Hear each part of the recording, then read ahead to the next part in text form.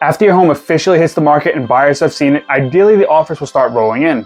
This is where a real estate agent, me, is your best advocate and go-to source for advice. Hey there, it's Sal from Farieri Real Estate and eXp Realty. If your local market is competitive and favors sellers, buyers will likely offer at or above asking price. You might even get multiple bids. On the other hand, if sales are slow in your area and you don't get many offers, you may have to be open to negotiating. When you receive an offer, you have a few options. Accept the offer as it is, make a counteroffer, or reject the offer. A counteroffer is a response to an offer in which you negotiate on terms and price. Counteroffers should always be made in writing and have a short time frame, think 48 hours or less, for the buyer to respond.